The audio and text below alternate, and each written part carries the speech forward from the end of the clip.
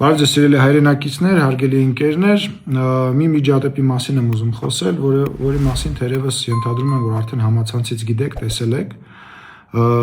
Որոշ ժամանակ առաջ Դեմերչյան փողոցում ազգային ժողովի շուրջ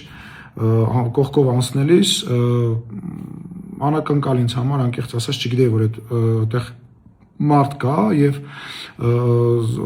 անհայտ կորածների ծնողներ կան։ Տեսա, մոտեցա, զրուցեցինք տարբեր բաների մասին, իրանք վրդովմունքը իրենց հայտնեցին եւ այլը, ինչևից է, երբ արդեն հեռանում էի այդ մարդկանց հետ խոսելուց հետո, ինձ ընդառաջ էր գալիս արդեն ինձ հայտնի Միկա անունով ոմն անձնավորություն, որին գիտեմ համացանցից, հաճախ տենց բազմաթիվ համացանցում տեսանյութեր է անում իմ երեխայի դպրոցի մոտ, երբ որ գնացել է երեխայիս հանդեսին, էլի իմ հետ կապված տեսանյութ էր արել, մի խոսքով իմ համար ինձ քաջ հայտնի անձնավորություն էր, որը տեսախցիկը ձեռքներ, ես տեսա, որ տեսախցիկը ձեռքները մոտեցավ եւ բնական է ես որևիցե ցանկություն չունեի եւ չեմ ուզում որևիցե ձևով իր հետ առնչվել եւ առաջարկեցի իրան հնարավորինս հեռու ինձնից մնալ, միգուցե մի քիչ ավելի կոպիտ, երբ որ ինքը շարունակեց եւ սկսեց ավելի առաջ գալ, բայց կոպիտ բառը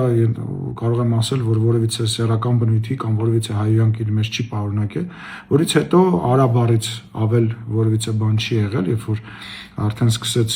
չենթարկվել անվտանգության աշխատակիցներին եւ անընդհատ մոտիկ գալ եւ սադրել, որից հետո նա սեռական բնույթի հայոյանքներ հնչեցրեց ինձ իմ հասցեին եւ դա տեսանյութում երևում է,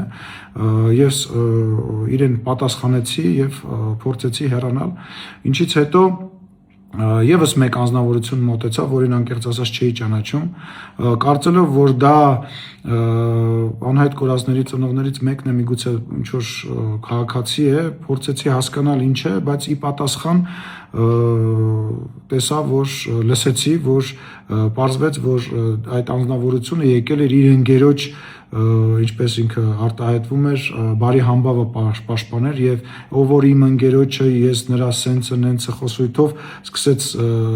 մոտենալ եւ թռնել իմ ուղղությամբ, որին ոստիկանները հետագայում հեռացրեցին, հետո պարզվեց, որ ես իմ ինչ-որ կուսակցության ղեկավար ա, թե չգիտեմ ով ա, մի խոսքով անունն էլ անկեղծ ասած չգիտեմ, ինչ-որ ճակատ կուսակցության ղեկավար ա, թե ով ա, որից հետո նորից հանդիպեցի անհայտ կորածների հարազատներին, որոնց արդեն ճանաչում եմ, մի փոքր զրույց ունեցանք, թե ինչ պետք է լինի, թե ինչ կարելի անել եւ այլն իրենց խնդրի հետ կապված, բան պայմանավորվեցինք իդեպ այսքանից հետո, բան պայմանավորվեցինք, որ ես կճշտեմ, իրենց կփոխանցեմ, բայց հասկանալով, որ իրավիճակը լարված է, որովհետեւ արդեն այդ սադրանքը, որ խուլիգանությունը, որը տեղի էր ունենում, ակնհայտ էր, որ արդեն նյարդ էր մտցրել այնտեղ հավաքված ժողովրդին եւ որոշ մարդիկ չգիտեին ինչ էր կատարվում, մարդիկ էին մոտենում, որոնք նաեւ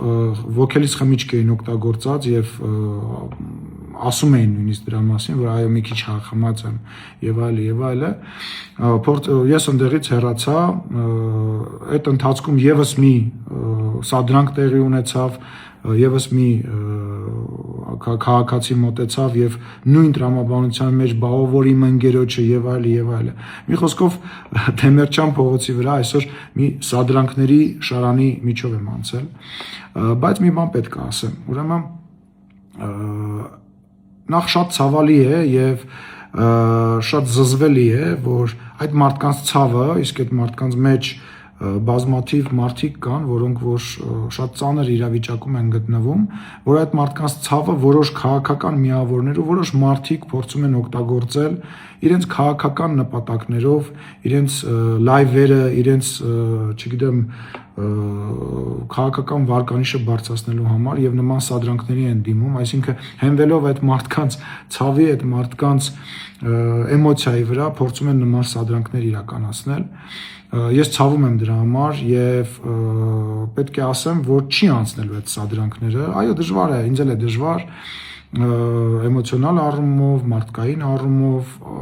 նման իրավիճակներում հայտնվելը եւ հույս ունեմ, որ յուրաքանչյուր քաղաքացի, ով հիմա լսում է, մոտավորապես նայելով տեսանյութերը կարող է պատկերացնել այդ իրավիճակը, որը որ ես ձեզ նկարագրեցի։